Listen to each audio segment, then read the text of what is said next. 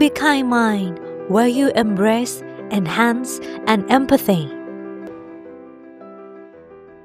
ยินดีต้อนรับทุกท่านเข้าสู่ Be Kind Mind Podcast ค้นพบความสุขในทุกขณะค่ะวันนี้เราจะมาชวนคุยกันเรื่องของการรับรู้และการตีความในการสื่อสารเพราะว่าสิ่งนี้นี่แหละค่ะที่เป็นกุญแจสู่การสื่อสารที่เข้าใจกันนะคะในทางจิตวิทยาเราเรียกว่า perception and interpretation theory ฟังแล้วอาจจะดูซับซ้อนนิดนึงแต่จริงๆแล้วนะคะทฤษฎีเนี้ยมันสามารถจะช่วยเปลี่ยนวิธีที่เราฟังวิธีที่เราพูดแล้วก็วิธีที่เราทำความเข้าใจซึ่งกันและกันในชีวิตประจำวันได้เลยนะแล้วก็ไม่ได้ซับซ้อนขนาดนั้นทีนี้เราลองมาดูกันค่ะว่าทำไมคนเราจึงเข้าใจเรื่องเดียวกันไม่เหมือนกันเคยคิดไหมคะว่าเราพูดประโยคธรรมดาเนี่ยแต่คนฟังโกรธไปแล้วหรือแม้แต่ตัวเราเองนะคะก็เคยเข้าใจคำพูดของบางคนผิดจนรู้สึกเจ็บปวดไปแล้วก็มีสิ่งนี้ไม่ได้เกิดจากความผิดของใครเลยค่ะแต่เกิดจากช่องว่างระหว่างการรับรู้และการตีความเพราะว่าสิ่งที่เขาพูดกับสิ่งที่เราได้ยินเนี่ยบางครั้งมันไม่ใช่สิ่งเดียวกันยังไงนะเหตุผลหลักมันอยู่ที่กระบวนการรับรู้และการตีความของแต่ละคนนะคะไม่เหมือนกัน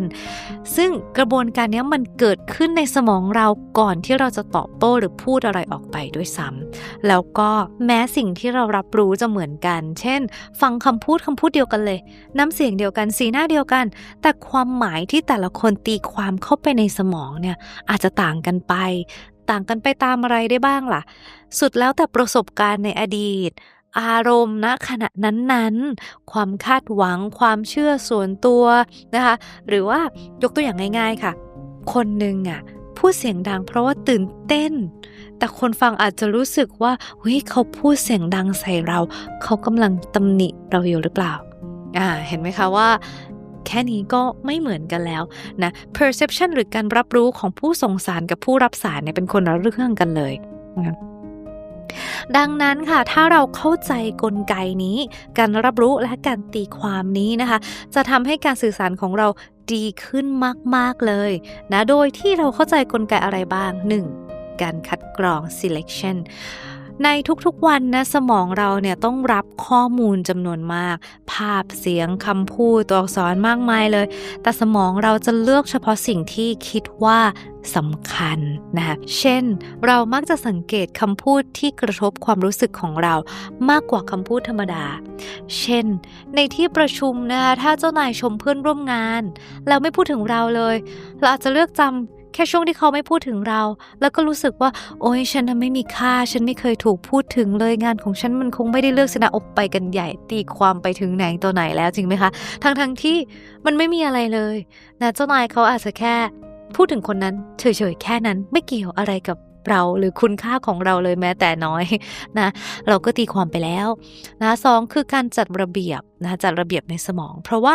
สมองเราเนี่ยพอรับข้อมูลเข้ามาปั๊บเขาก็จะจัดระเบียบข้อมูลให้เป็นหมวดหมู่โดยการใช้กรอบความคิดเดิมที่เคยมีอยู่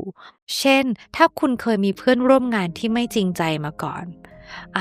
เราก็อาจจะเผลอจัดกลุ่มคนใหม่ที่เรารู้จักเนี่ยให้เหมือนเดิม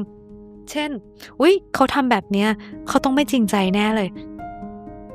เพราะเราเคยมีกรอบความคิดคนไม่จริงใจอยู่ในสมองเราก็เลยรีบ categories รีบแบบจัดประเภทเขาเอาไว้เรียบร้อยแล้วทั้งที่จริงๆแล้วคนใหม่หรือเรื่องราวใหม่ๆเหตุการณ์ใหม่ๆอาจจะไม่ได้เป็นแบบนั้นก็ได้นะคะข้อ3ค่ะคือการตีความหรือการแปลความหมายในสมองของเรานี่แหละคือจุดที่มักจะมีปัญหาเพราะสิ่งที่เราตีความอาจจะไม่ตรงกับสิ่งที่อีกฝ่ายหนึ่งตั้งใจจะสื่อเลยเรียกได้ว่า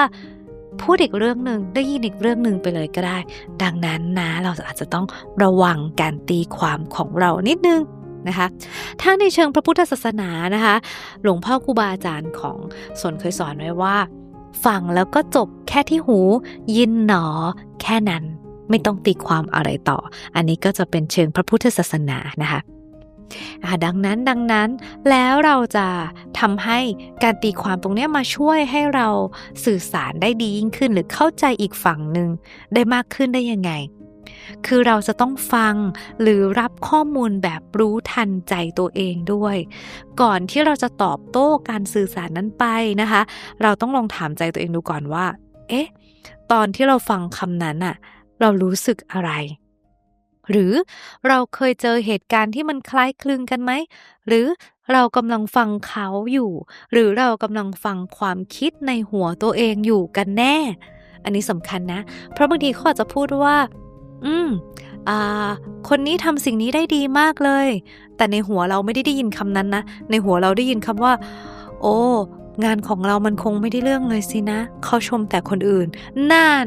คนละเรื่องเลยใช่ไหมคะดังนั้นเราจะต้องหยุดแล้วก็ฟังตัวเองให้รู้ก่อนรู้ทันใจรู้ทันความคิดในตัวเองก่อนนะคะเพราะว่าหลายครั้งเนี่ยเราอาจจะ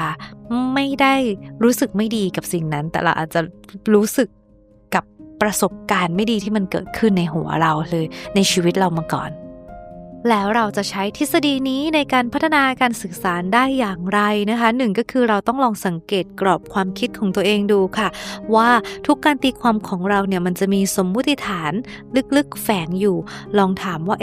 เรากำลังตีความเรื่องนี้จากประสบการณ์เดิมในชีวิตของเราหรือเปล่าหรือว่าเรามั่นใจแค่ไหนว่าสิ่งที่เรากำลังคิดอยู่มันคือความจริงพอเราตั้งคำถามแบบนี้เราก็จะช่วยให้หัวใจของเรามันเปิดกว้างขึ้นความเข้าใจผิดก็จะลดน้อยลงนะคะแล้วเราลองใช้เทคนิคการฟังเพื่อความเข้าใจไม่ใช่ฟังเพื่อการตอบโต้หรือตอบกลับนะคะแทนที่เราจะรีบตอบฟุบฟับเลยเนี่ยเราก็ลองถามตัวเองก่อนว่าคนพูดเขารู้สึกอะไรนะทำไมเขาพูดแบบนี้หรือว่าคนพูดเขาต้องการอะไรกันแน่นะหรือเขาแค่อยากระบาย